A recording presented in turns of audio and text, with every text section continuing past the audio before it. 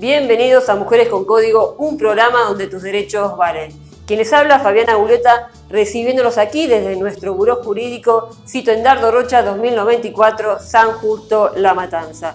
Si se quieren poner en contacto con nosotros, lo pueden hacer a través del 15 4160 2863 y van a ser derivados a un profesional de confianza. Aquí estamos, ¿cómo están? ¿Cómo han pasado esta semana? Aquí en Argentina y a nivel mundial, un año más de aquel Ni Una Menos. ¿Recuerdan cuando las mujeres y familiares de víctimas de violencia de género salieron a las calles protestando, pidiendo políticas públicas, leyes, que los estados y los gobiernos trabajen en eso? ¿Hubieron algunas soluciones? ¿Hubieron algunas soluciones? Quizás sí, quizás no. Muchos reclamaron cosas que ya existían, fiscalías especializadas. Por ejemplo, aquí en La Matanza tenemos hace ya más de 4 años fiscalías especializadas en violencia. ¿Trabajan con perspectiva de género? Ese es otro tema. No todos los juzgados trabajan con perspectiva de género. Si sos víctima de violencia, hiciste la denuncia o vas a hacer la denuncia, algunas cosas que tenés que tener en cuenta. Primero, no te pueden juntar con el agresor. De ninguna manera. Así fuese, dentro del juzgado, te digan que te van a brindar la seguridad por estar dentro del juzgado, no, en ninguna audiencia, en ningún concepto, ni siquiera si es una audiencia virtual. Otro tema que tenés que tener bien en claro es que en todo momento podés tener un acompañante, un familiar, un amigo, alguien de confianza, incluso en esto que te decía de las audiencias virtuales. Si tenés alguna duda, ya sabés, te ponés en contacto con nosotros y te podemos orientar. Para ustedes, Estado, Gobierno, políticas públicas serias, implementen acciones que sean realmente serias, concretas y viables. No tenemos políticas públicas que sean confiables en lo que tiene que ver con política de género. A tener mucho en cuenta lo que está pasando, ¿no? Todos los días tenemos femicidios. Y hablando de políticas públicas y las funciones del Estado, ¿qué está pasando en Colombia? ¿Qué pasa con los derechos humanos allí en Colombia? Estuvimos hablando con el doctor Sebastián Urbano Hernández, quien siempre ha colaborado con nosotros y esto nos contaba.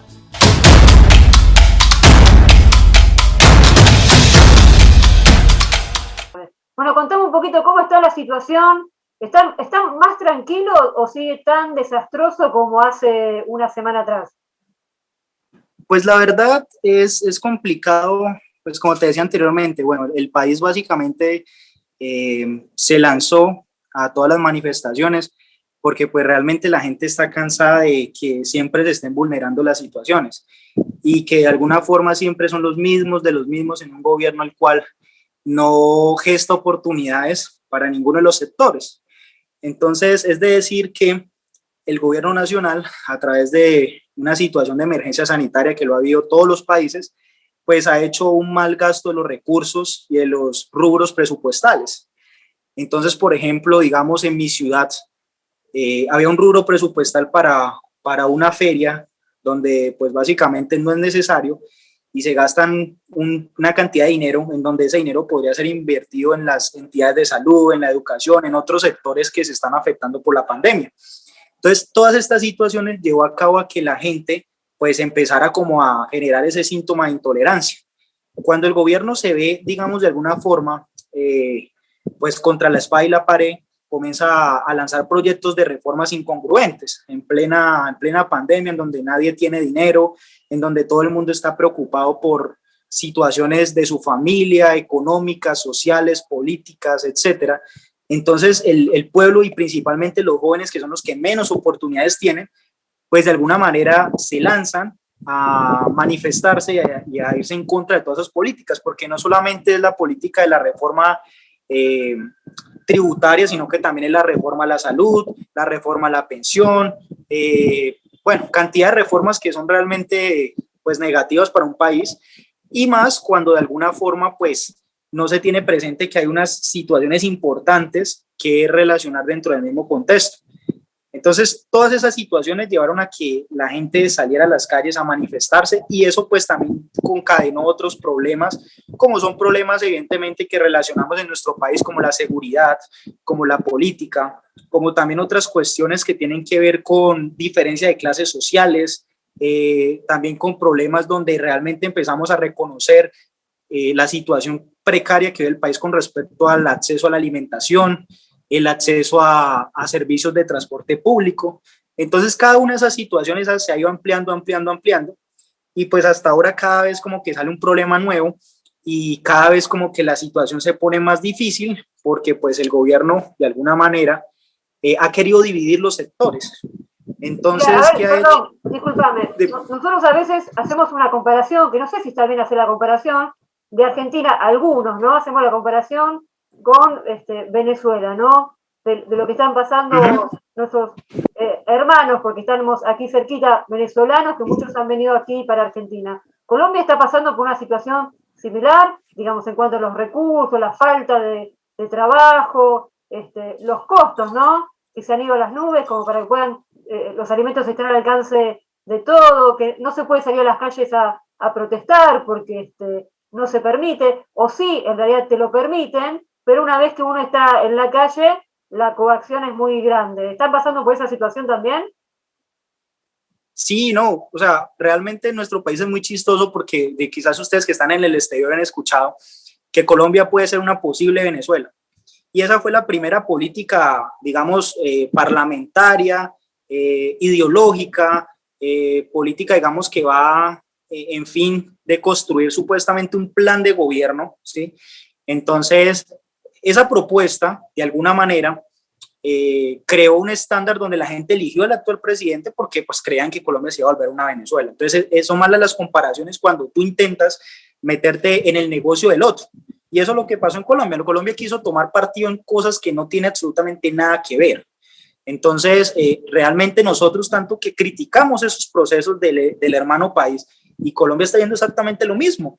¿Por qué? Porque es que, a ver, así Colombia tenga entre comillas un supuesto gobierno capitalista, Colombia es un país que tiene un perfil comunista. ¿Por qué? Porque es que los mismos de los mismos se están quedando con los rubros, con los puestos, con los cargos, con los lineamientos. Entonces, eso, digamos, de alguna manera es llegar a lo que fue anteriormente Perú y que quiere vivir otra vez esa situación actual ahorita con la hija de Fujimori, lo que vivió quizá Chile, lo que ha vivido Venezuela puntualmente, lo que vivió Cuba y así cantidad de países que tenemos ese problema latinoamericano en el cual cuando un grupo de personas se domina esos escenarios, pues realmente pasa eso. No necesariamente tiene que ser que haya comunismo, que haya capitalismo, sino que es exactamente lo mismo. Entonces Colombia criticó mucho esos procesos del país vecino, pero resulta que nosotros vimos lo mismo.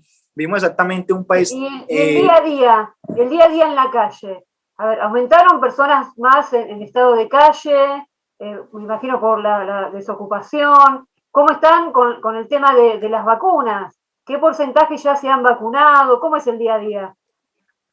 Pues mira que en cuestiones de la vacunación hace un proceso muy bueno, en cuestiones de ese tipo de situaciones, aunque de alguna manera nosotros somos un país muy curioso porque también es de decir que solicitamos a otros países si les sobran vacunas. Entonces, el proceso, digamos que se ha gestado de acuerdo a los lineamientos del sistema de salud y todas las cuestiones pues internacionales por las que se tienen que dar. Pero realmente digamos que el procedimiento como tal de situaciones que encierran ese tipo de proceso, encierra una pandemia como el aumento del desempleo, ya estamos más o menos como el 70%, o sea, hay gente que está en la calle, o sea, es que la manifestación se debe a que la falta de oportunidad es muy berraca, o sea, que la informalidad en un país aumenta todo el tiempo y que a veces también es como hacer un paréntesis, será que la pandemia es un factor sí importante, pero es que en países subdesarrollados como nosotros no nos podemos dar el lujo de, digamos, tomar, por decir así, partida de, bueno, vamos a guardarnos, vamos a preservar la vida, porque es un país que tiene que apuntarle a otro tipo de escenarios. Entonces, también es de decir que en un país donde digamos, las situaciones como la educación, como la salud, como los factores primordiales encerrados en los fundamentos constitucionales, no se cumplen. Entonces, si tú preguntas en Colombia cuánto invierten en la educación, cuánto invierten en la salud, es muy poco. Y si tú preguntas cuánto invierten en la guerra, es realmente carácter, o sea, un rubro presupuestal altísimo. Es decir, Colombia en una pandemia invirtió en un arsenal de armamento innecesario como si nosotros fuéramos no sé, a pelear una guerra con quién sabe quién. Entonces yo no entiendo para qué compran 20 aviones en donde hay intereses económicos, políticos y sociales, cuando el país muere de hambre todo el tiempo. Entonces, esas son cuestiones que uno analiza y uno dice, el país pudo haber gestado otro tipo de políticas públicas con respecto a cubrir necesidades básicas, pero no lo hizo.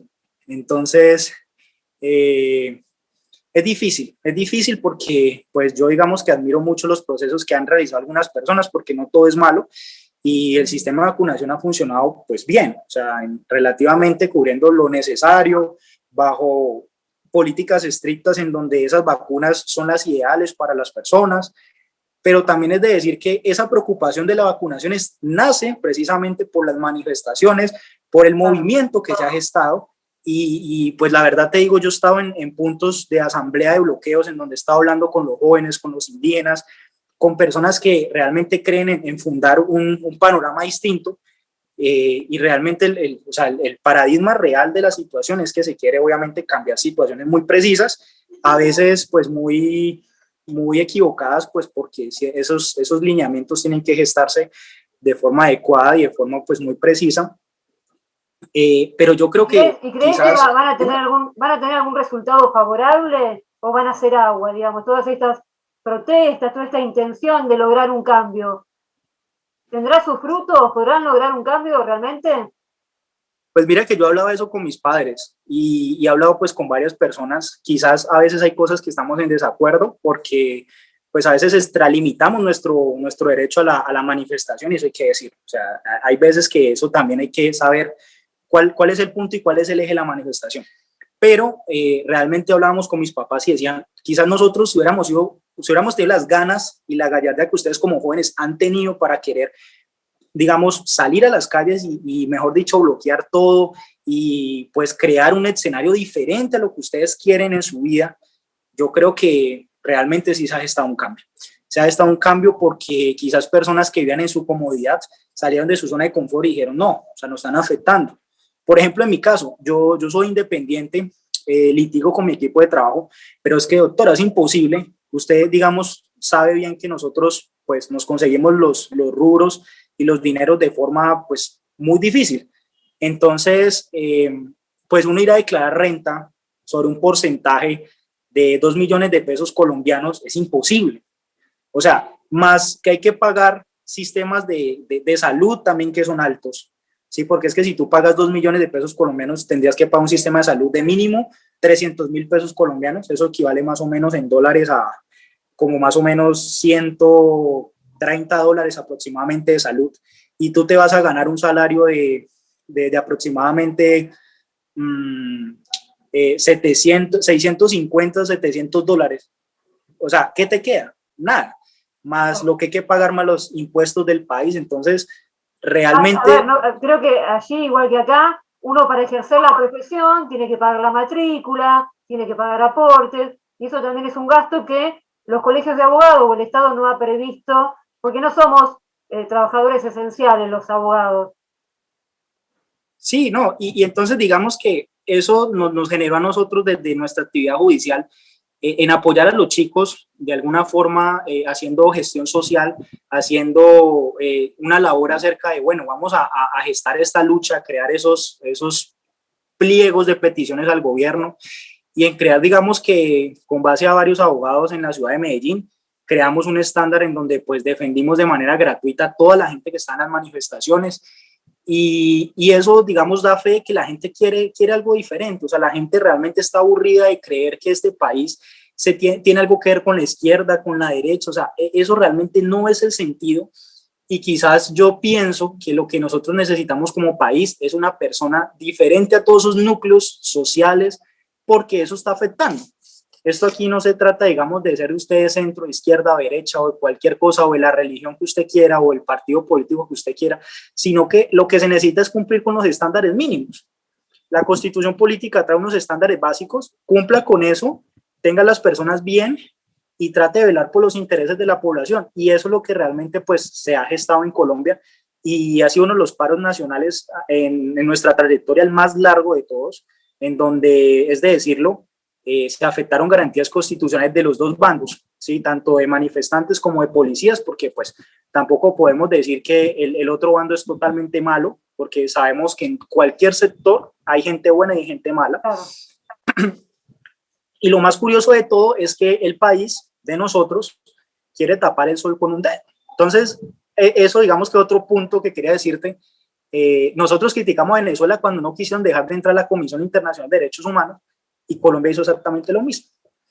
Entonces, y para dejar entrar a la Comisión de Derechos Humanos, ¿qué hicieron? Pues básicamente llegar a pliegos y a pactos con los manifestantes, con los de primera línea, con toda la gente que está como al pie del cañón, y tratar de como medio solucionar todo para que cuando ingrese la comisión, pues obviamente la comisión vaya a ver que hay digamos que gestión, que se normalizó todo, pero realmente si analizamos los estándares de las muertes, fueron muertes muy fuertes, en donde armamento no identificado, también de personas no identificadas ni con un perfil de individualización propio, y eso fue terrible y todavía sigue siendo muy complejo.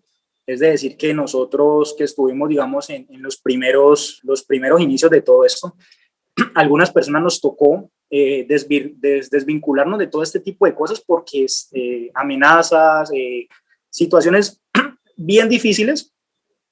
Y pues bueno, en un país como este no se puede predicar y decir cosas diferentes porque pues tú terminas siendo un conejillo de indias para lo que dices o para lo que haces. Bueno, con cuidado, hay que seguir con cuidado, pero siempre intentando de reforzar, como decías vos hace un ratito, a los jóvenes, que son los que salen a las calles y que en realidad nos van a preparar el futuro, ¿no? Sí, mira que yo pienso que más que de pronto entrar en situaciones en creer en que yo pienso algo diferente a ti o tú piensas algo diferente a mí, creo básicamente que se pueden encontrar lo que yo siempre he dicho en mis videos, puntos medios. Porque es que el tema no es entrar a criticar, es que el vándalo o es que el sujeto X que está ya haciendo oposición con el gobierno, no. O sea, yo creo que es básicamente entender de que hay unos puntos claves que se tienen que tratar y esos puntos claves con respecto a ello benefician a todo un país. Entonces, pienso obviamente que hay que respaldar de forma congruente siempre y cuando uno vea que las cosas tienen un sentido, porque también de decir que en esos puntos también se han perdido ideales y eso es normal porque cuando tú te enfrentas a este tipo de problemas, eso es como haz de cuenta cuando tú le echas una menta a una Coca-Cola, eso Claro. se estalla, se esparce. En algún momento claro, claro, entonces eso es difícil, entonces yo creo que, digamos, cada grupo de profesionales en diferentes áreas ha rodeado a los chicos, hemos estado brindándoles ayudas humanitarias, hemos estado muy presentes cuando han necesitado el apoyo jurídico, legal de nosotros, y todas esas cosas nos han llevado a nosotros, pues, obviamente a crear y a demostrar que sí se puede hacer un nuevo país sin necesidad de saber cuáles son tus principios ideales políticos, sociales, económicos, culturales. Eso yo creo que ha sido, pues, básicamente muy importante resaltar eso y también dejar de un lado el interés, porque eso también es otra cosa. Este tipo de situaciones se prestan para popularizarte, para hacerte notar, para, digamos, que te reconozcan, pues, en ese tipo de cosas. Entonces, es de aclarar que siempre este tipo de problemáticas hay que llevarlo, como tú dices, de una forma mesurada. ¿Por qué?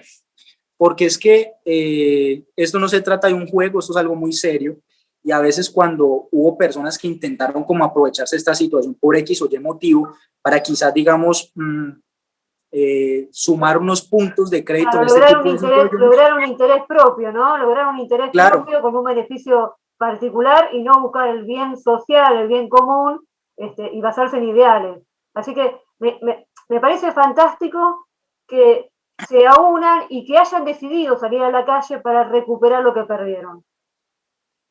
Sí, no, yo pienso obviamente que yo le decía a mis papás y le decía a muchos seguidores míos, me dijeron, pero es que vos por qué salís, pero es que por qué tal cosa. Y yo le dije, o sea, no te estás dando cuenta.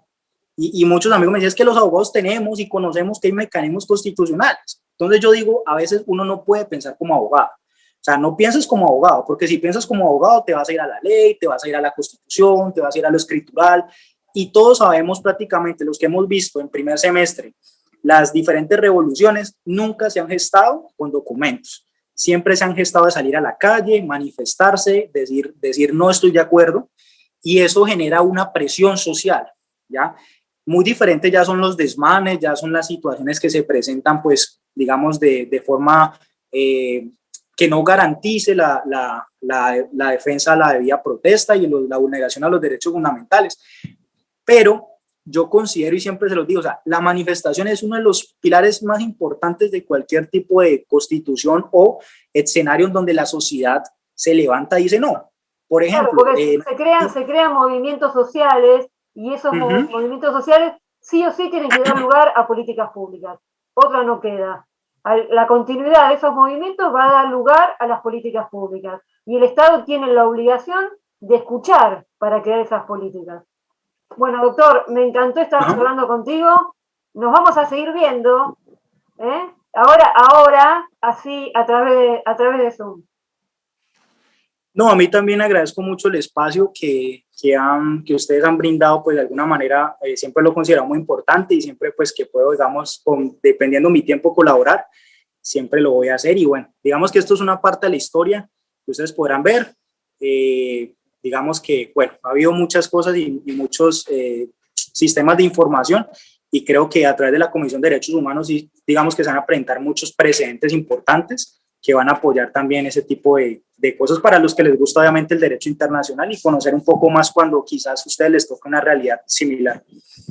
Hay que conocer qué está pasando en otro país. Un abrazo gigante.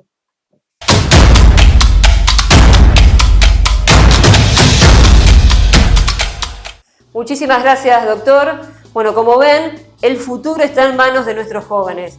Para sí mismos, para crear un futuro para ellos y para nosotros los que estamos ya viviendo el hoy y el presente. Muchísimas gracias, doctor. Otro tema que tiene que ver con el día a día y el presente es el COVID. Hoy no voy a hablar de las vacunas, sino de qué pasa cuando contraemos la enfermedad en el trabajo. ¿Nos cubre la ART? ¿Está considerada una enfermedad? Bueno, la doctora Rocío Carrizo nos habla al respecto.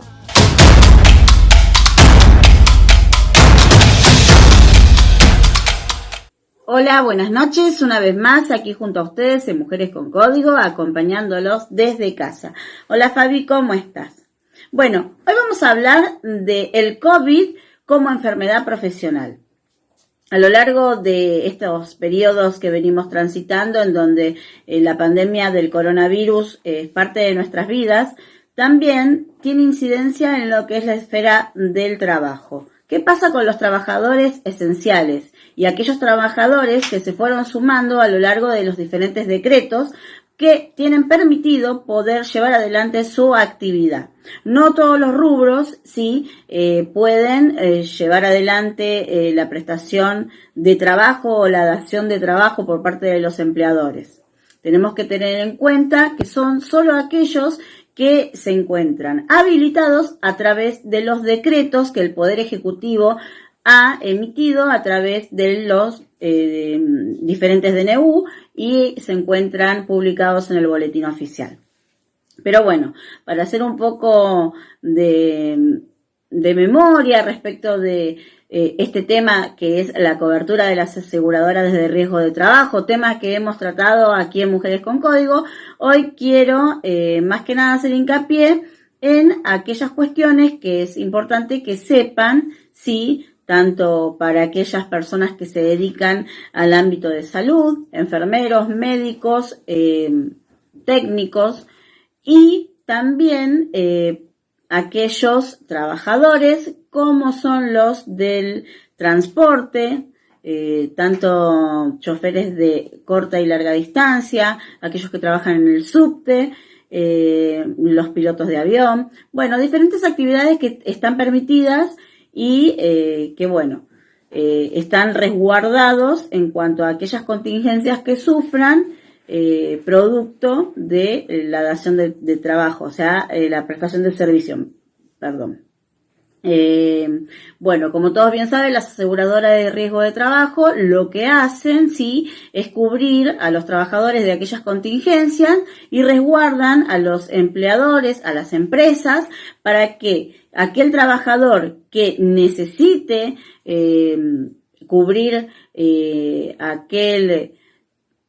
accidente o enfermedad profesional. Cuando hablamos de accidente, siempre recordar que puede ser en su hora de trabajo o camino a la casa o camino al trabajo. Y bueno, en este caso, la enfermedad profesional COVID. El organismo que se encuentra habilitado para determinar si este contagio fue producto del trabajo, si realmente la existencia de enfermedad profesional COVID tiene relación de causalidad con la tarea que desarrolla, es la comisión médica, ¿sí? Recuerden que la Superintendencia de Riesgo de Trabajo es un órgano que depende del Poder Ejecutivo Nacional. Y hay ciertos requisitos que tienen que cumplirse y se encuentran dentro de los reglamentos que fueron surgiendo a lo largo del 2020 y este 2021. Así que bueno, si ustedes tienen alguna duda respecto de lo que es la enfermedad profesional COVID, las consecuencias que traen, si usted se siente que ha tenido la enfermedad y todavía se encuentra con secuelas y quiere reclamar respecto de una continuidad de tratamiento, puede contactarnos. Asimismo también, y si ocurre, si un familiar lamentablemente pierde la vida por este virus y él mismo se contrajo en horas de trabajo, también. Porque bueno, las aseguradoras de riesgo de trabajo no solamente van a responder en cuanto a los tratamientos, prestaciones médicas o dinerarias, también cubren la indemnización a sus derechohabientes respecto de lo que es el fallecimiento del trabajador por COVID. Bueno, espero que esta información les haya sido de utilidad. Recuerden que pueden contactarnos y sigan con Mujeres con Código. Buenas noches.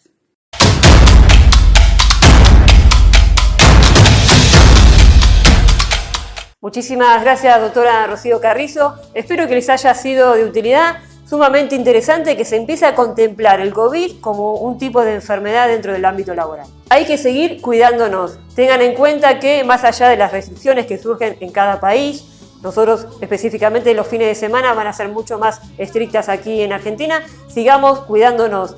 Muchos enfermos, no descuidemos a los adultos mayores, ¿sí? Y quiero mandar un saludo especial a nuestro amigo Nico, que es el mecánico chapista que está enfrente aquí de nuestro estudio, que ha pasado por COVID, él y su familia. Un saludo muy grande, se ha recuperado, por suerte, así que bien Nico, a seguir cuidándonos. Y cambiando de tema, algo que sucedió aquí en Argentina hace unos días, con una sentencia que dijeron que iba a marcar un camino diferente, que era ejemplificador, no me pareció así.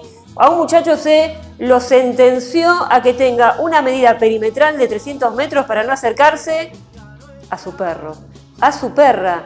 La verdad, increíble, ¿no? Basándose en una medida cautelar que se utiliza en violencia de género. Este hombre había abusado de su perra, y entonces se le hizo, más allá de hacer un tratamiento psicológico, de darle algunas medidas solidarias para que realice, que no se acercara a esta mascota, la dieron en adopción como sus otros perros. A ver, ¿qué le pasa en la cabeza a una persona para poder hacer lo que se llama en jerga común zoofilia, pero que tiene otro nombre científico? De esto estuvimos hablando con nuestra psicóloga, la licenciada Claudia Céspedes. A ver, ¿de qué se trata?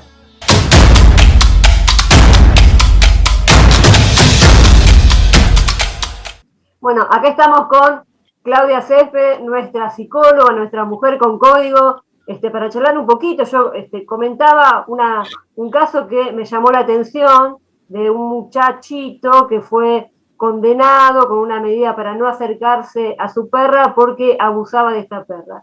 Me llamó muchísimo la atención, ¿no? Y dije, ¿pero qué es? ¿Una enfermedad o cometió un delito? Y acá la tenemos a Claudia para que nos aclare un poquito los conceptos. ¿Cómo andás, Claudia? Hola, Fabi, ¿cómo estás? Bueno, hola a todas las mujeres con código y a quienes nos ven y escuchan. Bueno, sí, es llamativo, o sea, es llamativo como noticia, obviamente, ¿no? Uno lo lee y se asombra o se enoja o nos causa como cierto rechazo. Y un poco lo que le comentaba a Fabiana cuando hablábamos del tema es que en realidad, para hablar de zoofilia, que sería esto que cometió este muchacho, tenemos que hablar de un concepto más amplio, que es el de las parafilias, ¿sí? Las parafilias es una condición que tiene una persona por la cual se excita o se gratifica sexualmente con fantasías o experiencias que serían inusuales, ¿sí?, para la conducta esperable de un individuo, ¿sí? O sea, lo que nosotros llamaríamos una sexualidad, lo pongo entre comillas, normal, ¿sí? En las parafilias se ve como una desviación, algo que quizás si lo charlamos o lo escuchamos o lo leemos, como este caso, esta noticia, nos va a llamar la atención o nos va a producir cierto rechazo. Entonces, más que la cuestión de la noticia, podríamos ampliar el concepto en esto de las parafilias. ¿Cómo nos damos cuenta, y acá entraría la noticia de este chico, cómo nos damos cuenta si esta conducta sexual es normal o anormal? Bueno, las parafilias se basan hay 5 criterios con los que nosotros podemos pensar si una actividad sexual o una fantasía sexual, y vamos a ver si está dentro de la normalidad o no. Primero nos basamos en lo que es la estadística, o sea, la estadística sí, la mayoría de las personas tienden a tener esa conducta sexual. Por ejemplo, en este caso no, porque estadísticamente, claro, no es algo habitual. Después, por ejemplo, tenemos la cuestión moral, ¿sí? Si en la comunidad en la que esto se produce es algo aceptable o que está consensuado. Evidentemente, acá tampoco. Desde lo que vos decís, Fabi, tuvo una condena, ¿sí? Entonces ahí también hay un marco legal. También legalmente una sociedad define qué conductas son dentro de las esperables o las no. Acá, por ejemplo, además de esta conducta con respecto al animal, ¿sí?, que ejerció este muchacho, podríamos pensar en otras conductas que también serían dentro de la parafilia. Por ejemplo, una muy común y que nos parece aberrante a la mayoría de la comunidad o de la sociedad es la pedofilia. Claro. Por ejemplo. Entonces ahí tampoco tenemos un consentimiento de la otra parte y tenemos una desviación en cuanto a la sexualidad, porque en realidad no lo vemos como normal, ¿sí?, ni desde lo legal, ni desde lo moral, ni desde lo estadístico, por ejemplo, que alguien, ¿sí?, tenga deseo o fantasía hacia un niño, claro, desde lo sexual, ¿no? Y después tenemos, bueno, esto puede ser grave, primero teniendo en cuenta cuál es esa desviación. En este caso lo vamos a tomar como algo grave. ¿Por qué? Porque la desviación incluye a otro ser vivo que no está consensuando y que seguramente sufre, ¿sí?, esto que ha hecho este muchacho, este abuso, ¿sí?, aunque nos parezca como raro, ¿no? Porque es... Sí, es un maltrato animal también, ¿no? Claro, sería maltrato animal, sí. Entonces, bueno, dentro de eso uno podría decir, bueno, esto es grave o es penalizado tanto desde lo social como desde lo legal, porque está incluyendo una situación donde está lastimando a otro, ¿sí? A ver, la inquietud es, ¿no? Porque lo primero que uno dice, si es capaz de hacerle esto a un animal, vaya a saber lo que pasa en su familia, en su entorno, ¿no? Como decías vos, hablabas del tema de pedofilia. Si lo puede hacer con un animal, bien podría tener la misma fantasía con un menor de edad, ¿no? Sí, ahí habría que ver, en realidad ahí habría que analizar a este chico, o el caso en particular, ¿no? Acá hablamos de lo general y esto lo usamos como ejemplo, pero por lo general en lo que es las parafilias, ¿sí?, la persona, ese deseo, ¿sí?, o esa fantasía es con algo muy en particular, o sea, con un objeto o con una situación en particular. O sea, aquel que tiene esta, por ejemplo, zoofilia, va a ser con respecto a los animales, ¿sí? Quizás el pedófilo no se le cruza como fantasía a un animal porque su fantasía está puesta, ¿sí?, o su deseo está puesto en un niño, ¿sí? Así también como algo más, que uno podría decir más leve, o dentro de lo, entre comillas lo pongo, lo normal, porque lo normal va y viene, ¿no? Es como muy subjetivo, pero por ejemplo alguien que practica el sadomasoquismo, ¿no? Ahí uno podría tener, por ejemplo, el sadismo, donde incluye el ejercer dominio o provocarle dolor al otro. Ahora, si es en una relación consensuada donde los dos, la pareja o más, están de acuerdo, digamos, uno podría pensar, bueno, sí, esa persona en su deseo o en su fantasía o en su excitación necesita provocarle dolor a otro. Ahora, si hay un otro que permite cierto grado de ese dolor o de esa de lo que vayan a hacer, uno no pensaría que es algo de gravedad. Claro, porque hay consentimiento, ocurre la intimidad, digamos, sobre todo está consensuado, ¿no? Exactamente. Pero en este caso, no. Claro, o sea, entraría quizás, si uno lee, no sé, si uno se va al DSM-5, que es el manual de psiquiatría, donde aparecen desórdenes mentales, por ejemplo, quizás lo encontrás, pero no lo va a marcar como algo grave, porque en realidad es algo que necesita o está consensuado con otro.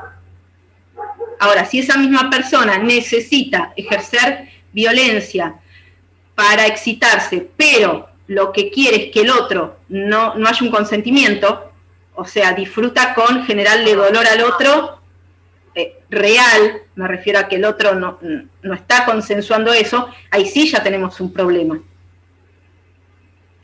Además de un problema legal, obviamente. Las leyes también dan un marco para esto, vos lo sabés mejor que yo, que si es consensuado, digamos, nadie le va a aplicar una sanción, y si no es consensuado, por supuesto que sí. Obviamente acá, volviendo al caso, no es consensuado porque el animal, y volvemos a esto del maltrato animal, el animal no está deseando o consintiendo esta acción. Y puede haber un tratamiento, porque a veces decimos, en los casos de violación, por ejemplo, no, por más que se lo trate, el violador siempre va a ser violador. Con estas fantasías, por decirle, no éticas o perversas, ¿puede haber algún tratamiento terapéutico como para que pueda darse cuenta que esa conducta no es del todo buena? Lo que pasa es que ahí volvemos con esto de lo leve o lo grave, ¿no? Vamos a ver, porque quizás alguien simplemente tiene como una fantasía y nunca pasa de ahí. Y los demás nunca lo van a saber porque esa persona se lo guarda para sí, esa fantasía. Claro. ¿No? Entonces nadie se entera porque si la persona no cuenta, o sea, si yo, vos o cualquiera no cuenta sus fantasías, los demás no se enteran. Ahí quizás pueda recurrir a un tratamiento como para ver, por lo general se utiliza lo que es los tratamientos más de cognitivo-conductuales, donde aplican un método que es más como de aprendizaje, como de encauzar ese deseo o esa fantasía en algo, porque quizás esa persona que tiene solo esa fantasía sufre también con eso, tiene como un padecimiento de que le gustaría poder tener como una sexualidad más acorde a la norma social. Ahora ya, en casos donde quizás la persona, por eso digo, sea un caso más grave, donde ya su fantasía incluye a otros individuos o seres vivos, ampliémoslo más, donde no hay un consentimiento y donde le causo un malestar o un daño a esos individuos, y ya es más difícil, porque ahí ya sí estaríamos hablando, más allá de la parafilia, quizás de alguien más con un perfil dentro de la psicopatía o de la perversión. Entonces ahí ya se complica más, porque lo que falta ahí es esta palabra que está muy de moda, pero que es bastante grave, el tema de la empatía, o sea, no siente al otro como una persona o como un ser que pueda sentir un dolor o que no empatiza con eso, lo que le interesa simplemente es su disfrute. Entonces ahí ya nos vamos como un tema más complicado, ahí es más difícil pensar. Eso va a depender de cada individuo. Exactamente, y va a depender de la gravedad en cuanto a si solo queda en la fantasía o se lleva a cabo, y va a depender también de qué tipo de parafilia. Acá estamos hablando de una que en realidad es grave en el sentido de que le causa daño a otro ser vivo. Pero después tenemos otras parafilias donde no hay, por eso volviendo un poquito a lo que hablábamos recién, donde hay consentimiento y uno no hablaría de algo, de un desorden o de algo negativo. ¿Sí? Sí, yo te comentaba hoy que googleando para informarme un poco sobre los conceptos y eso, me di cuenta que es mucho más común, ¿no? de lo que uno ve de forma habitual, y es un tema del que no se habla. Por eso nosotros decidimos estar hablándolo con vos.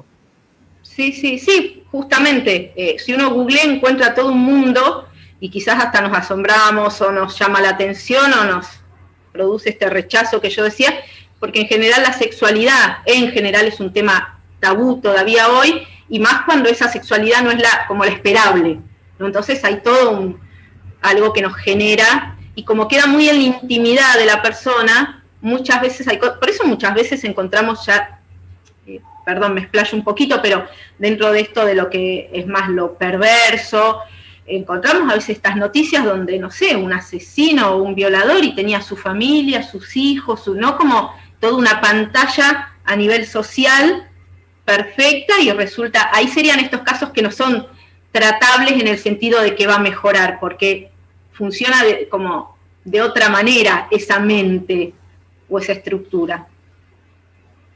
Bueno, cualquier duda se pueden contactar acá con nuestra psicóloga y amiga Claudita. Me encanta siempre estar hablando con vos, y vamos tocando siempre diferentes temas como para que... Sí, esto fue como distinto a lo que veníamos quizás hablando en otras ocasiones.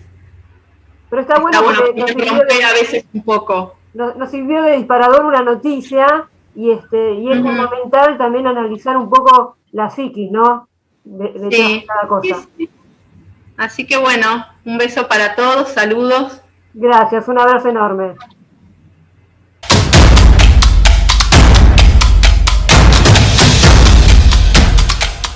Bueno, sumamente interesante, un tema que no se habla, que se desconoce. Yo estuve googleando para enterarme, porque no es un tema que yo esté al tanto, es raro que suceda esto, y me asombré con la cantidad de páginas que muestran este tema como algo habitual, algo natural, hablando de pornografía como si fuera común, ¿no? La verdad que increíble, de no entender. Bueno, muchísimas gracias, Claudia. Vamos a agradecer también a los que nos vienen acompañando todo este tiempo. A Cristina de las Marías Live, productos dietéticos. Pueden ver ahí también en Facebook, distribuidora de Las Marías. Si tienen que hacer algún trabajo que tenga que ver con Herrería del Pilar. Si tienen algún problema sobre la inseguridad, ahora que también seguimos protegiéndonos, Horus Seguridad, cámaras, alarmas. Y si quieren regalar a papá algo dulce, ahí le ofrecemos una picada dulce a través de Candy, increíble, muy rica, así que aprovechen las promociones que tienen para el Día del Padre. Bueno, y ya se nos está yendo el programa. Les voy a pedir que nos sigan, ya sea en Facebook, en Instagram, Mujeres con Código. En Instagram es Somos Mujeres con Código. Y si quieren ver otras cosas que hacemos junto a nuestra productora Nicolás Bocón TV, nuestro canal de YouTube. Y nos vemos la semana que viene, si Dios quiere, Mujeres con Código, un programa donde tus derechos van.